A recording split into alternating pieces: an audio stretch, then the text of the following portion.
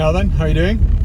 I thought it was going to be a light one when I left work today, but it is not. It is absolutely pitch black and froggy as a mofo. Anyway, video games. I've been thinking about games a lot. Video games, I mean, not just general games. Wargaming is what I mostly think about these days. And I bought a couple of games. I bought a couple of games over Christmas, and I bailed on both of them. Both of them are older games, so Death Stranding I think I talked about already. Really didn't enjoy it. Kind of, I was gonna force myself to play it, but then the missus said, rightly so, why bother forcing yourself to do something you don't want to do? That's not what it is. It's supposed to be fun, and she's right. And so I spent a little bit of time at Christmas looking for another game, and I've never played Skyrim, and a lot of people I trust have said, play Skyrim, you really enjoy it. And so I managed to pick it up for 12 quid, and as I said, I think I've talked about this before as well, I didn't enjoy it. I've tried it, I'm just not there for it. And so I've been looking for a game that I really could get invested in, that wasn't a high barrier of entry, something that's lighter, you know, that I can play to relax, to unwind, ideally play on a cheap joypad that I don't need I know you don't need an expensive joypad for any game, but a joypad that's a little bit more suited to just, I can pick up with any pad. I've not got to have a custom layout to play as well as I want to play and all of that other guff, because, well, I still need to get a replacement joypad, and it's prohibitively expensive at the moment. So anyway, what games have I found? Well, there's been two games that I've wanted, or been considering at least. One of them is something that I never thought I would, well, I only heard about it recently, but it would never have previously been the kind of game that I would have wanted to play or been interested in, and it's called the Untitled Goose Game, where you play a naughty goose. That's it. I mean, it looks stunning, really nice graphics. You play a naughty goose, and that's kind of cool. You get to run around in this isometric world, just being a naughty goose.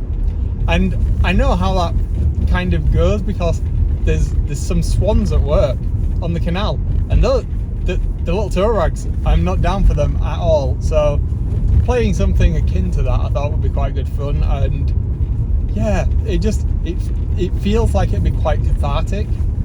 The other game, I think I touched on this a while back when it was previewed, is a game called Keeper, where you play a sentient lighthouse and a bird.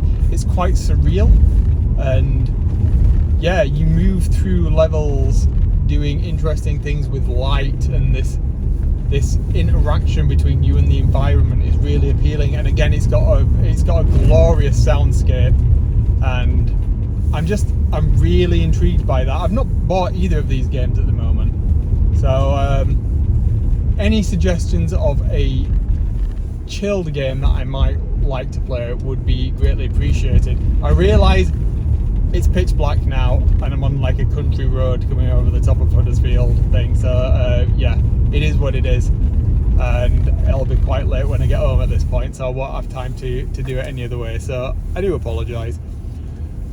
The third game then of the triumvirate, I don't believe you can get on Xbox. I might be wrong, I need to double check. It's an older game, and it's called Stray, where you play as a cat trying to, well, just navigate the world.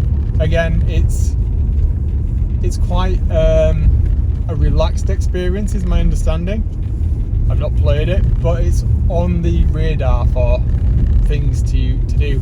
Now, why is this different then from what I've done previously, how I've approached gaming? I've always looked at games that were either quite in depth in terms of mechanic, thinking about things like Street Fighter, where they seem quite light, but then when you actually get into it, the level of depth and complexity to be good at those games is quite deep, or very heavily focused on an IP that I'm already deeply involved in, such as Space Marine 2. So this move to a more casual style of game is something that's, I think it's come from perhaps progressing work-wise, pressures of life in general, just a need to kind of switch off for a bit and do something, which is an interesting concept because what my wife said to me resonated somewhat, and I've never been one to turn a game off, even if I've not liked it, if I found it too hard, not engaging, whatever. I've always persevered, and it's this element of fun. And I know I've talked about this before, that fun is something that I've struggled with to have. I feel I have fun with things, but do I actually know how to experience said fun? Well, I don't know, and that's what I'm trying to figure out, I guess, is the long and the short of it, through the medium of finding a game that I want to play. So yeah, there we have it. That's today's vlog. A little bit of introspective into my thought process around games, around fun, around entertainment.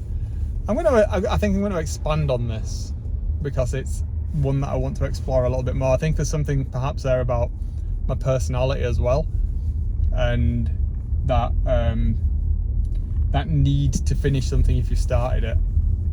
But we'll see. Anyway, right, I'm going to leave it there. I realise it's been dark. It's probably been noisy because I had to have the heater on because I'm freezing. And yeah, I will catch you on the other side. I'll see you tomorrow. Have a good one. See you later.